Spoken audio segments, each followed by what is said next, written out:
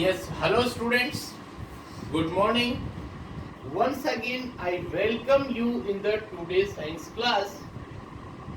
Beta, last time we study about the symbiotic plants. एक बार दोबारा से बता रहा हूं मैं, symbiotic plants का क्या मतलब है यहाँ पर?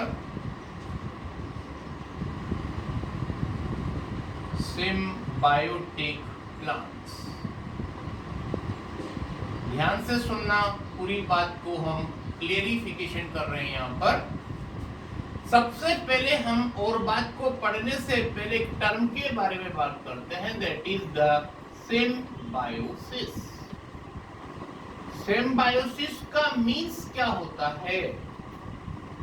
सिम्बायोसिस का मतलब होता है relationship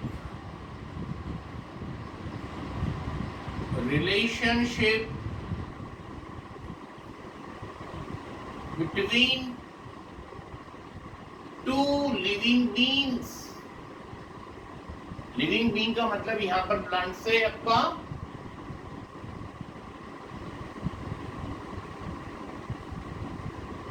living beings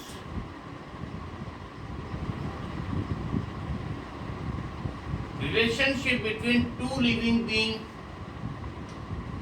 to obtain food in which both are benefited। मतलब कि एक ऐसा सिस्टम जिसके अंदर टू लिविंग बॉडीज एक दूसरे के कांटेक्ट में हो और किसी को भी नुकसान नहीं हो, दोनों को फायदा हो, उस तरह का प्रोसेस कहलाता है सिम्बायोसिस।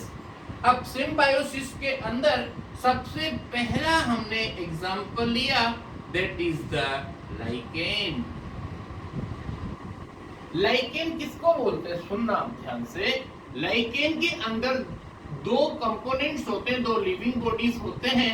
एक तो होती है एल्गी, और algae you know that is green in colour, और it is simplest form of the plant body. Its body not differentiate into the root, stem और लीव्स। लेकिन ध्यान रखना, यहाँ पर एक और लिविंग बॉडी का नाम बता रहा हूं मैं, दैट इज द फंजाई। और ये मतलब नॉन ग्रीन प्लांट्स होते हैं। एल्गी जो है वो ग्रीन कलर की होती है, और फंगस जो होती है वो नॉन ग्रीन होती है, नॉन ग्रीन। लेकिन इसके अंदर हाइफा, आगे पढ़ेंगे अपन नेक्स्ट चैप्टर में, हाइफा और माइसीलियम ये स्ट्रक्चर मिलती हैं जो रूट्स लाइक स्ट्रक्चर होती है। मतलब ये कहने का क्या हुआ कि एल्गी और फंजाई दोनों मिलकर के जो रिलेशनशिप बनाती है उसको लाइकेन बोलते हैं। एल्गी ग्रीन कलर होती है तो ये फोटोसिंथेसिस प्रोसेस से क्या बनाएगी? To produce food. इतनी बात समझ में आ गई? ये फूड का प्रोडक्शन करेंगे। इसके अलावा ये जो फंगस है, इनके अंदर रूट जैसी स्ट्रक्चर होती है बेटा, उनको बोलते हैं हाइफा और माइसीलियम, जो वाटर, मिनरल साल्ट वगैरह को एब्जॉर्ब करती हैं, एल्गी को सपोर्ट देने का काम करती है। तो इस तरह से कहने का मतलब फंगस भी मतलब लाइफ सपोर्ट करेगी और एल्गी भी लाइफ सपोर्ट करेगी। तो इसका जो फूड बनेगा उसमें से फूड फंगस को भी मिल जाएगा, और फंजाई जो वाटर, मिनरल साल्ट या और भी जो रूट के फंक्शंस होते हैं वो सारा काम करने के लिए उसमें एल्गी को हेल्प मिल जाएगी। तो दोनों का एक म्यूचुअल रिलेशनशिप होती है जिसमें किसी को भी नुकसान नहीं होता है। तो उस सिस्टम को सिम्बायोसिस कहा जाता है, और ऐसे प्लांट्स से उनको सिम्बायोटिक प्लांट्स कहा जाता है। इतनी बात समझ में आ गई? एक और बात हमने कल आपको बताई थी। आपको पता है जो भी लेग्यूम प्लांट्स किसको बोलते हैं?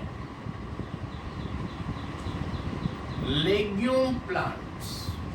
लेग्यूम प्लांट्स का मतलब होता है pulse plant.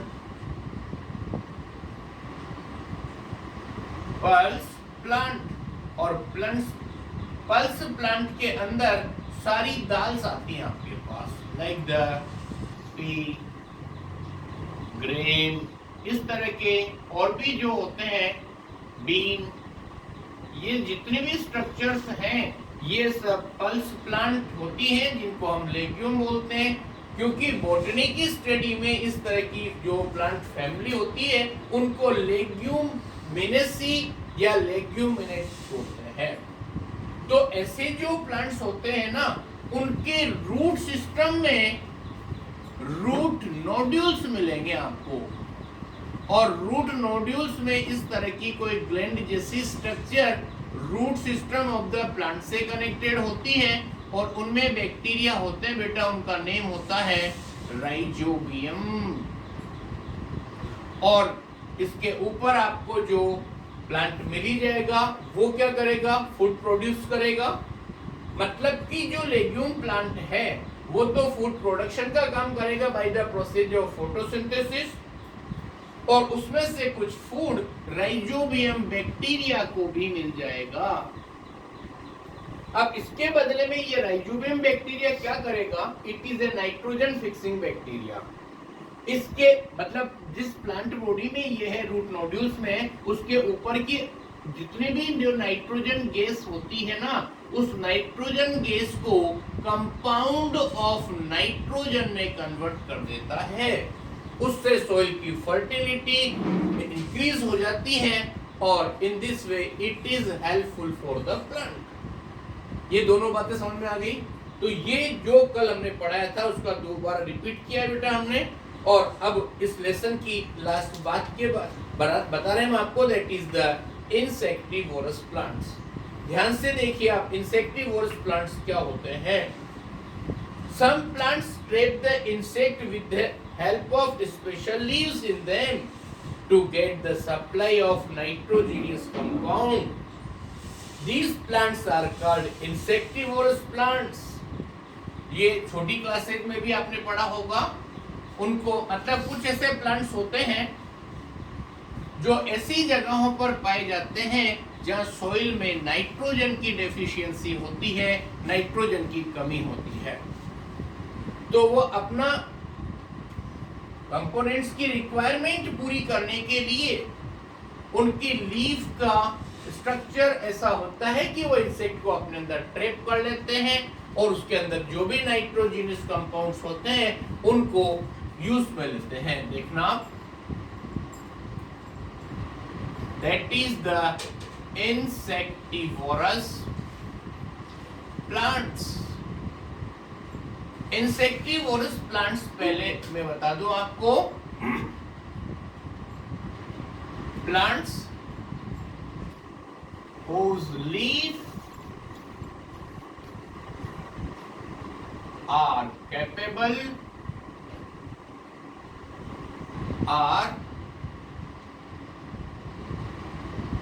to capture insects। मतलब ऐसे प्लांट जिनकी लीव्स इंसेक्ट्स को कैप्चर करने का काम करती है, to complete requirement of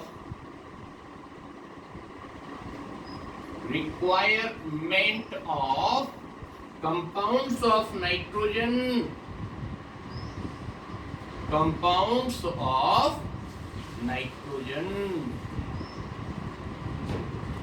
कितनी बात समझ में आ गई। तो कहने का मतलब इस तरह की जो प्लांट्स होते हैं ना, are called insectivorous plants. Insectivorous plants. और एक बात और बता दूं, ऐसे प्लांट्स को हम कोनिवोरस प्लांट भी बोलते हैं। छोटी 5th क्लास के अंदर आपने पढ़ा होगा, इसके अंदर कुछ नेम आ रहे हैं बेटा। Pitcher plant, pitcher plant, Drosera, pitcher plant, Drosera, और वीनस फ्लाइट्रेप, वीनस फ्लाइट्रेप, ये कुछ ऐसे प्लांट्स हैं। एक और नेम आ रहा है, कॉमन नेम आपने पढ़ा हो तो सनड्यू भी इसके अंदर आता है। तो ये क्या करते हैं, उनकी लीफ का स्ट्रक्चर अलग अलग होता है और उनमें से वो किसी भी तरीके से इंसेक्ट को अपने अंदर मतलब अट्रैक्ट करके अपने अंदर ट्रैप कर लेते हैं और उससे फिर नाइट्रोजन डेफिशिएंसी खत्म हो जाती है। देखो बुक में क्या लिखा है, in the pitcher plant, pitcher plant की हम बात करें, बुक में डायग्राम दे रखा है बेटा आपको, उसमें एक लीफ वाला जो पोर्शन होता है वो मॉडिफाइड होकर के एक पीचर जैसा स्ट्रक्चर बना लेता है। पीचर का मतलब होता है मड कोट, जिसको आप मटका या घड़ा बोलते हैं, उसकी स्ट्रक्चर बना लेता है।